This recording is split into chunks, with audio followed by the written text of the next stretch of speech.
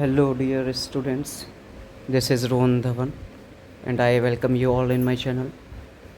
Students, अगर आपको video अच्छी लगा करे तो आप सब्सक्राइब किया करो चैनल को और शेयर किया करो अपने फ्रेंड्स के साथ वीडियो को। मेरे पास काफ़ी बच्चों को मैसेज आ रहे थे कि सर कोई रीजनिंग के लिए बुक बताइए, कोई राइटर की नेम बता दीजिए। तो कोई कह रहा था कि बैंक पीओ के लिए रीजनिंग की प्रैक्टिस किस बुक से की जाए। किसी का मैसेज आया एसएससी के लिए कौन सी बुक बेनिफिशियल रहेगी।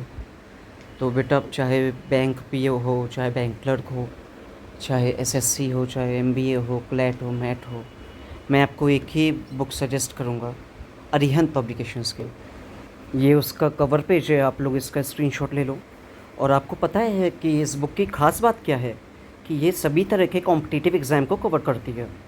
अब ये चाहे कोई भी तरह का कॉम्पिटिटिव एग्ज़ाम हो, चाहे मैनेजमेंट का हो, कैट हो, मैट हो, एसएससी सीजीएल हो, एसएससी सीएचएसएल हो, आरआरबी हो, यूपीएससी हो, या फिर कोई भी स्टेट गवर्नमेंट एग्ज़ाम हो या फिर सेंट्रल गवर्नमेंट एग्ज़ाम हो, ये बुक आपके सभी तरह के गवर्नमेंट एग्ज़ाम को, सभी तरह के कॉम्पिटिटिव एग्ज़ाम को कवर करती है। तो ये आपके लिए बेस्ट बुक रहेगी अकॉर्डिंग टू मी। और मैं भी इसी बुक से पढ़ाता हूँ, और जो बच्चे पढ़ते हैं मुझसे उनको पता है ये बात। तो चलिए अब अपने टॉपिक की तरफ बढ़ते हैं। आज मैं आपको सिटिंग अरेंजमेंट के क्वेश्चंस कैसे सॉल्व किए जाते हैं ये बताऊंगा। तो सबसे पहले तो आप ये समझ लीजिए कि सिटिंग अरेंजमेंट के क्वेश्चंस कितने टाइप के होते हैं। सबसे पहले लीनियर सिटिंग अरेंजमेंट होता है, और फिर सर्कुलर सिटिंग अरेंजमेंट होता है, एंड वर्टिकल सिटिंग अरेंजमेंट होता है। तो जो लीनियर वाला सिटिंग अरेंजमेंट होता है, जो हॉरिजॉन्टल होता है, आज हम लोग इसको पढ़ेंगे। आपको मैं बताऊंगा, इसका बेसिक सिखाऊंगा कि इस तरह के क्वेश्चंस को करने के लिए हम करते क्या हैं। तो सबसे पहले आपको क्वेश्चन की प्लॉटिंग करनी आनी चाहिए। स्टार्ट करते हैं पहले क्वेश्चन से। चलिए हम पहले क्वेश्चन से स्टार्ट करते हैं। जो पहला क्वेश्चन दिया गया है उसको पढ़ते हैं। और सबसे पहले मैं आपको ये बता दूं, आपको कोई भी क्वेश्चन हो पहले आप ध्यान से पढ़िए उसको, और प्रैक्टिस आप करिए। जितना आप प्रैक्टिस करोगे उतना आपके लिए अच्छा होगा। क्वेश्चन को पहले आप ध्यान से पढ़ेंगे, जैसे जैसे कहा जा रहा होगा वैसे वैसे आप अरेंजमेंट करोगे। और अगर आपको डायरेक्शन स्पेसिफाई नहीं की गई है तो आप डायरेक्शन अपनी लोगे। मीन्स जैसे आप लिखते हो, जो आप लिखते हो तो ये आपका राइट होता है और ये आपका लेफ़्ट होता है। तो आपको अगर डायरेक्शन स्पेसिफाई नहीं की गई है तो आपको एज इट इज़ डायरेक्शन लेनी है जैसे आप लिख रहे हो। ठीक है, इतनी बात समझ में आ गई होगी। चलिए हम पहले क्वेश्चन से स्टार्ट कर रहे हैं। पहला क्वेश्चन क्या दिया गया है? 5 friends are sitting on a bench. तो 5 फ्रेंड्स हैं, वो एक बेंच में बैठे हैं। बेंच में बैठे हैं मतलब ये हमने बेंच बना दी, जैसे कहा जा रहा था वैसे मैंने कर दिया। और 2 बेंच क्यों बनाई हैं? वो इसलिए क्योंकि कभी कभी क्या होता है, answer can not be determined, ऐसा भी ऑप्शन आता है। आपने देखा होगा, जिसने बैंक पीओ का, बैंक क्लर्क का एग्ज़ाम दिया होगा उसने कई बार देखा होगा कि एक ऑप्शन, 5 ऑप्शन उसमें आ जाते हैं और 5वें ऑप्शन में दे देता है answer can not be determined, कि डिटरमाइन हो ही नहीं सकता आंसर। चलिए मैं स्टार्ट करते हैं, आपको समझ में आ जाएगा खुद ही धीमे धीमे। 5 friends are sitting on a bench, तो 5 दोस्त हैं। 1 2 3 4 5, 1 2 3 4 5। दोनों में डायरेक्शन मैंने नॉर्थ ली, नॉर्थ फेसिंग डायरेक्शन ली है, क्योंकि मैंने आपको इस चैप्टर को स्टार्ट करने से पहले ही बता दिया था अगर डायरेक्शन नहीं दी जाएगी तो आपको कौन सी डायरेक्शन लेनी है? North direction. A is to the left of B but on the right of C. जो ए बैठा है वो बी के लेफ्ट में बैठा है।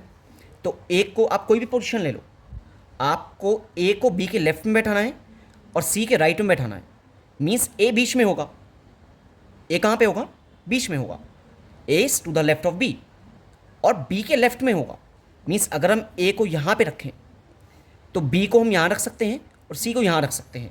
अब आप देखिए, A is to the left of B, A B के लेफ्ट में आ रहा है, and to the right of C, और सी के राइट में आ रहा है। D is to the right of B, D कहाँ पे है? बी के राइट में है। अच्छा, एक पोजीशन ये बनी है और एक पोजीशन और बन रही है, मैं वो भी बनाता हूँ। ए को हम यहाँ पे ही बैठा सकते हैं और सी को यहाँ रख सकते हैं, बी को यहाँ रख सकते हैं। एक और पोजीशन बन रही है, बट वो क्यों नहीं बनेगी? उसको नहीं बनाएंगे, आपको खुद ही समझ में आ जाएगा, क्योंकि अगली लाइन में देखिए क्या दिया गया है। आपको सिर्फ 2 ही पोजीशन लेनी है, आप चाहो तो इसको भी रख सकते हो। चलिए तीसरी पोजीशन में मैं बना देता हूँ। 1 2 3 4 5. A is to the left of B, A is to the left of B. A को यहाँ रख दिया, B के लेफ्ट में A को रख दिया, and to the but on the right of C, और C के राइट में रख दिया. अब अगली लाइन जब हम देखेंगे तब पता चलेगा कि कौन सी पोजीशन वहाँ पर लागू होगी. ये नेक्स्ट लाइन से पता चलेगा. D is to the right of B, D is to the right of B. अच्छा, D जहाँ बैठा है वो B के राइट वाली पोजीशन है. अगर आप इस पोजीशन को देखो तो B के राइट में तो जगह बची नहीं है, क्योंकि 5 लोग थे. 1 2 3 4 5, 1 2 3 4 5, 1 2 3 4 5. जैसे पहली लाइन में कहा जा रहा था is to the left of B, तो ए यहाँ पे भी हो सकता है, बी के लेफ्ट में आ गया और सी के राइट में आ गया. ये ए दूसरी पोजीशन में भी हो सकता है, ये ए तीसरी पोजीशन में भी हो सकता है, और ए तीसरी से चौथी पोजीशन में भी हो सकता है. बी के लेफ्ट में सी के राइट में, बी के लेफ्ट में सी के राइट में. अगली लाइन से हमको ये पता चलेगा कि कौन कौन सी पोजीशन, इसको लेना है या फिर इसको लेना है.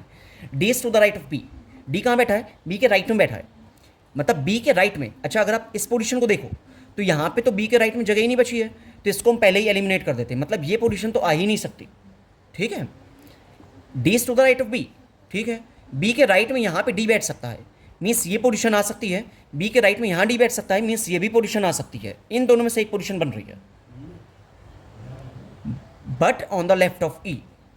अच्छा, D is to the right of B but on the left of E, मतलब ई के लेफ्ट में ही डी बैठा है, ई के लेफ्ट में ही डी बैठा है. अगर हम ई को यहाँ रखें तो ई के लेफ्ट नहीं हो पाएगा. D is to the right of B, B के राइट में डी बैठा है. चलिए हम यहाँ पे D is to the right of B, B के राइट में डी को बैठा दिया but on the left of E. लेकिन ये डी ई के लेफ्ट में भी है, तो ई के लेफ्ट में अब एक ही पोजीशन बची है और वो तो यहाँ बची है. अगर हम यहाँ पे ई को रख देंगे तो अगर आप देखें ध्यान से तो डी ई के लेफ्ट में नहीं आ पाएगा. तो हमको कौन सी पोजीशन लेनी होगी, पक्का आ गया आंसर. कौन सी पोजीशन, ये वाली. Why, D is to the right of B, D is to the right of B but on the left of E, D is to the right of B but on the left of E. तो E के left में भी ये आना चाहिए, B के right में तो आना चाहिए, लेकिन ई के लेफ्ट में भी डी आना चाहिए. तो ई के लेफ्ट में इसी पोजीशन से बन सकता है.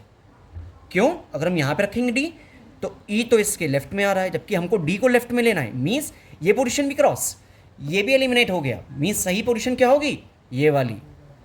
अब आप क्वेश्चन पढ़िए, अब क्वेश्चन में जो पूछा जा रहा है उसका आंसर दीजिए. क्या कह रहा है, who are at the extremes. Extremes में कौन है, मीन्स कोनों में कौन है, कोने में कौन बैठा है. कोने में ई और सी, ये दो लोग कोने में बैठे हैं, मीन्स कौन सा ऑप्शन सही हो गया, A B. Option number A गलत, option number B A D गलत, option number C B D गलत, option number D C E, that is right answer. Tick कर दिया, समझ में आ गया होगा. और आप देखिए ये एसएससी सीपीओ 2012 में आया है, इस तरह के क्वेश्चंस बहुत आते हैं. मैं अगले क्वेश्चन पे आ रहा हूँ और थोड़ा तेजी से करूँगा, ठीक है, आपको समझ में आ रहा होगा. थोड़ा स्पीड में करूँगा मैं अब, और आपकी स्पीड भी हो जाएगी धीमे धीमे. आप प्रैक्टिस करिए. In a college party 5 girls are sitting in a row. एक कॉलेज पार्टी है जिसमें 5 गर्ल्स हैं जो कि रो में बैठी हुई हैं. मैंने एक ये 2 रो लेनी.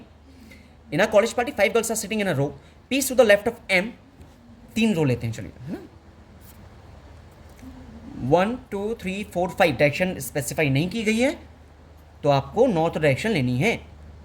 आपको याद रखना पड़ेगा ये. In a college party 5 girls are sitting in a row, P is to the left of M and to the right of O. जो पी बैठा है वो एम के लेफ्ट में है और ओ के राइट में है, मीन्स पी यहाँ पे भी ऐसा पैरो बनाओ तो नॉर्थ डायरेक्शन आ रही है ना, आप ऐसे ही करोगे, north facing, because direction is not specified, right. P is to the right of M and to the right, P is to the left of M and to the right of O. जो P बैठा है वो M के left में है और O के right में है, तो पी को हमने यहाँ अगर बैठा दिया तो it is left of M, P is to the left of M, means M यहाँ पे होना चाहिए and to the right of O, और ओ के राइट में होना चाहिए. तो ये पोजीशन बन रही है. एक पी सेकंड पोजीशन पे भी हो सकता है और पी थर्ड पोजीशन पे भी हो सकता है. अच्छा सोचिए, पी यहाँ पे क्यों नहीं हो सकता, यहाँ पे इसलिए नहीं रख सकते क्योंकि इसके लेफ्ट में ओ लाना है, और अगर हम यहाँ पे रख देंगे तो लेफ्ट में ओ आ ही नहीं पाएगा. समझ में आ रहा होगा ये. पी को सेकंड पोजीशन पे बैठा दिया, अब थर्ड पोजीशन पे पी हो सकता है. ये तो पता चलेगा बाद में, पूरे क्वेश्चन करने के बाद, कि बैठेगा कहाँ एक्चुअली में, कौन सी पोजीशन राइट होगी, कौन सी पोजीशन सही होगी. ये दूसरा क्वेश्चन बता रहा हूँ, ठीक है.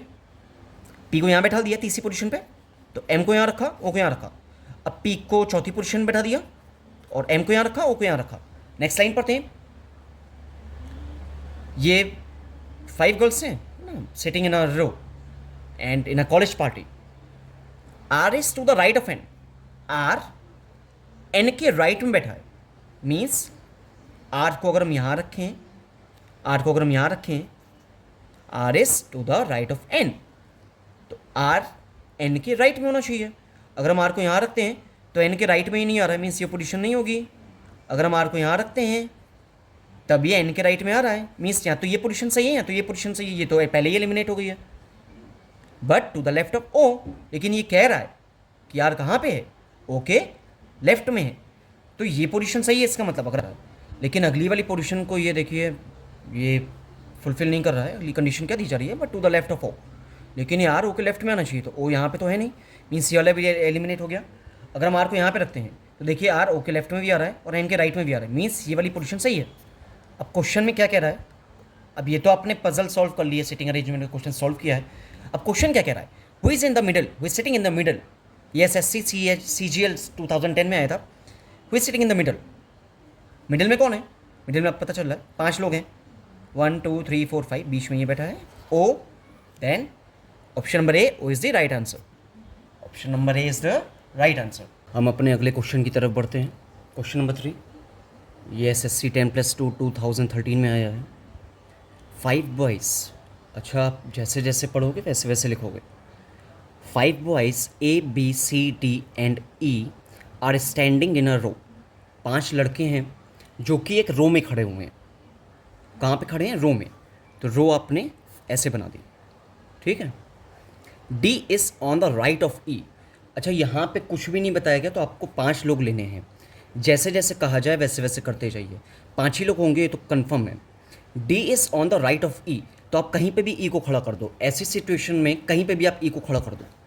D is on the right of E, E के राइट में D होगा, तो आपने E को यहाँ खड़ा किया अगर, तो E के राइट में, E का राइट क्या होगा, E का राइट ये वाला होगा। E के इस साइड पे कौन खड़ा है, D खड़ा है।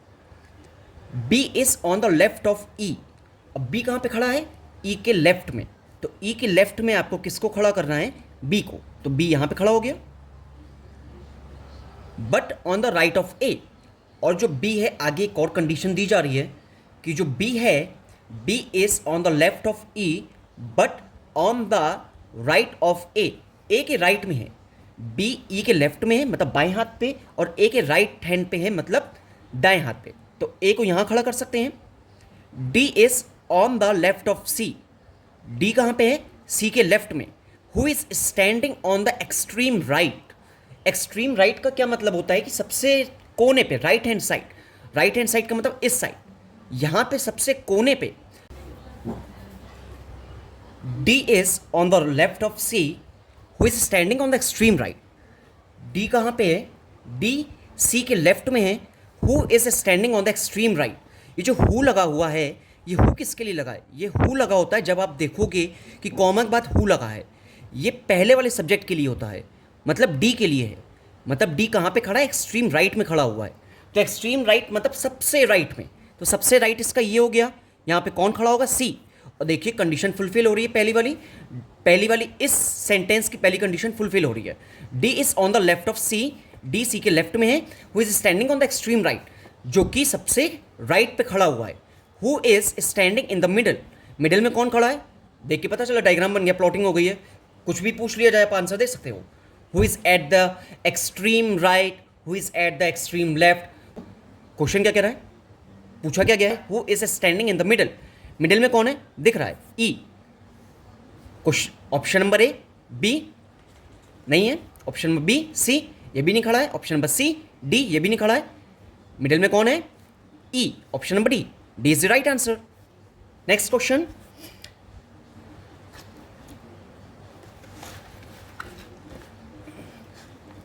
अगले क्वेश्चन की तरफ बढ़ रहे हैं, और ये भी यूपी बीएड 2011 में आया है। 5 boys A B C D and E are sitting in a row.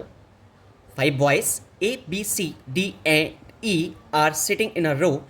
5 boys हैं, फिर से again 5 boys A B C D and E, ये इनके नाम हैं, ये एक रो में खड़े हैं, तो हम एक रो बनाएंगे इस तरीके से।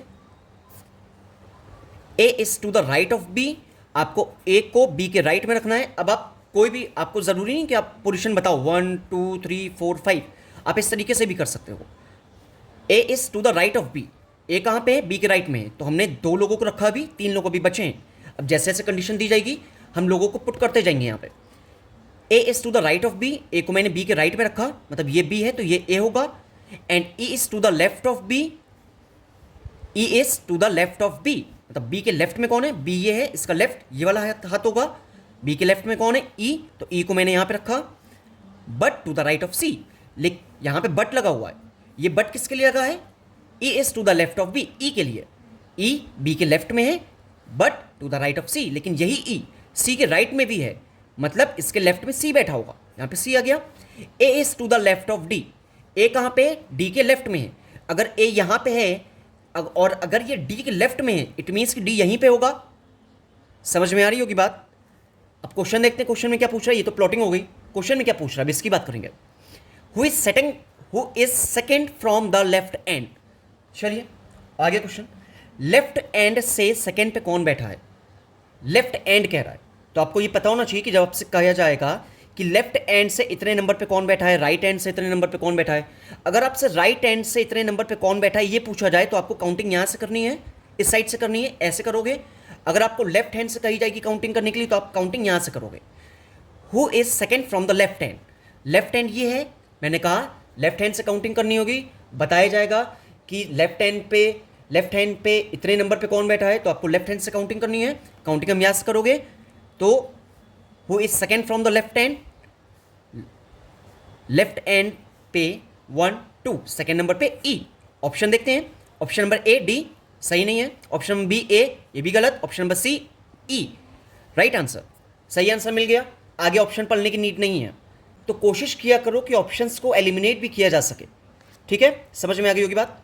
अगले क्वेश्चन पे आते हैं। देयर आर 5 डिफरेंट हाउसेस, अब की यहाँ पे हाउसेस दिए जा रहे हैं, 5 डिफरेंट हाउसेस हैं, 5 घर हैं, ए टू ई, एंड इनके नाम A B C D E, A to E it means A B C D E इनके नाम है। नेक्स्ट लाइन पे जाते हैं। A is to the right of B, चलिए हम एक रो बनाते हैं। A is to the right of B, आपको बी के राइट में किसको रखना है, ए को, तो आपने बी यहाँ रखा है तो ए यहाँ पे होगा।